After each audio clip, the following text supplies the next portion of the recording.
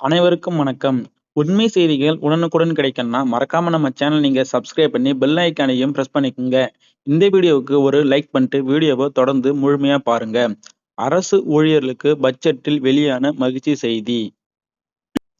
Tamil Nadu budget இன்றைய தினம் நிதியமைச்சர் மரிய வில்சன் தாக்கல் செய்தார். அதில் பல முக்கிய அறிவிப்புகள் இடம்பெற்றிருந்த சூழலில், தமிழக அரசு ஊழியர்கள் மற்றும் ஓய்வூதியர்களுக்கான மருத்துவ காப்பீடு திட்டத்தை தமிழக அரசு உயர்த்தியுள்ளது. இந்த புதிய திட்டத்தின் மூலம் அடிப்படை மருத்துவ காப்பீடு தொகை ரூபாய் 5,00,000 ரூபாய் 7,50,000 உயர்த்தப்பட்டுள்ளது. தமிழ்நாட்டில் கடந்த மார்ச் மாதம் அப்போதைய திமுக அரசு இடைக்கால பட்ஜெட்டை தாக்கல் செய்தது. அதனைத் தொடர்ந்து கடந்த மே மாதம் நடந்த சட்டசபை தேர்தலில் வெற்றி பெற்ற விஜய் தலைமையிலான தாவேகா அரசு இன்று தனது முதல் பட்ஜெட்டை தாக்கல் செய்தது. விஜய் அரசின் முதல் பட்ஜெட் என்பதால் இதன் மீது அதிக எதிர்பார்ப்பு நிலவியது.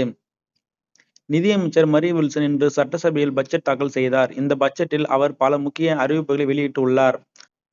குறிப்பாக திருமணமாகும் பெண்களுக்கு தாலிக்கு தங்கம் மற்றும் பட்டுப்புடவை, கறவை மாடுகள் மற்றும் ஆடுகள் வளர்ப்பு திட்டம் உள்ளிட்ட பல முக்கிய அறிவிப்புகளை வெளியிட்டார். அதேபோல அரசு ஊழியர்கள் குறித்தும் சில முக்கிய அறிவிப்பை வெளியிட்டு உள்ளார்.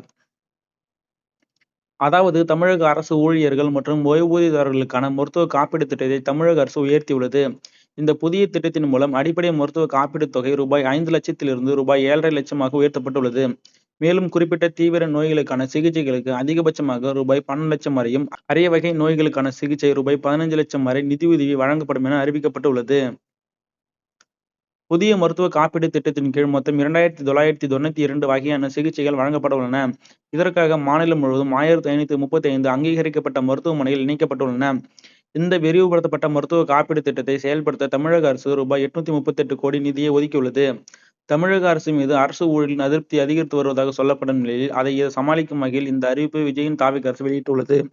மேலும் இது குறித்த அப்டேட்டுகள் உங்களுக்கு கிடைக்கணும்னா மறக்காம நம்ம சேனல் நீங்க சப்ஸ்கிரைப் பண்ணி பெல் ஐகானையும் சேர்த்து பிரஸ் பண்ணிக்கோங்க. தேங்க்யூ.